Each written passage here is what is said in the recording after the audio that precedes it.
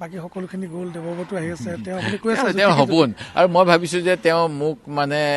মোৰ মূল্য আছে বুলি তেওঁ চাগে অনুভৱ কৰে কাৰণ মূল্যহীন বস্তুটো কোনেও নলয় এতিয়া মই চাগে ভাবিছোঁ যে মই কংগ্ৰেছ কৰাৰ কাৰণে মূল্য হৈছে কংগ্ৰেছে মোক এটা প্ৰমূল্য দিছে আদৰ্শ দিছে আৰু বিজেপিক মানে যিটো কয় আপোনাৰ অশ্বমেধ ঘোঁৰা যে কয় আগৰ দিনত যে কোনোবা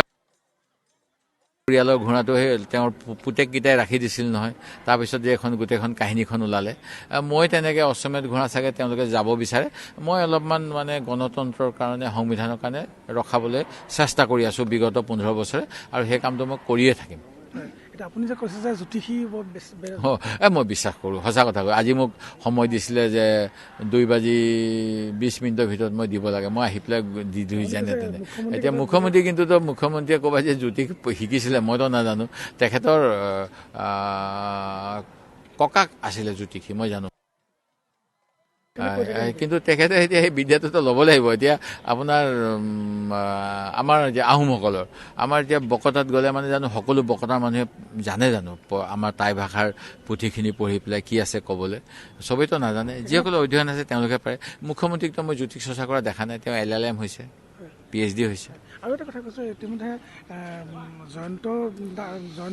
দাসে এটা বিস্ফোৰক মন্তব্য কৰিছে যে দেৰি কৰিলে বিজেপিৰ ভৱনত 501 নম্বৰ এইটো সঁচা কথা আমি জানো কাৰণ মোকে কেনেকৈ বুলডোজাৰ খেদি ফুৰিছিলে দেখিছিল নহয় পীযুষ হাজৰিকাই শ্বেয়াৰ কৰিছিল যে এইবিলাক গোটেই বেয়া বেয়া অপকৰ্মবিলাক তেওঁলোকে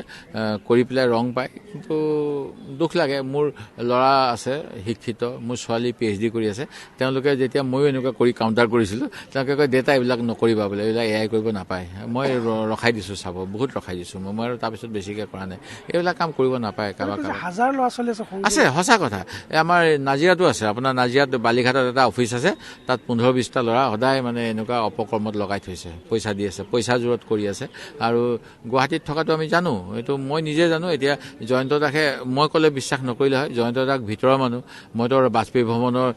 পদূলিও দেখা নাই জয়ন্ত দাসে তো তল ওপৰ কৰি আছে বহুত পুৰণা মই জানো মই দিল্লীত তেওঁক এবাৰ শুভেচ্ছা দি আহিছিলোঁ তেওঁ ক'লে টিকেট পাওঁ নাপাওঁ মই যুঁজিম বুলি কৈছিলে খেলিমেই বুলি কৈছিলে মনত ইচ্ছা আছে খেলে নেখেলে মই নাজানো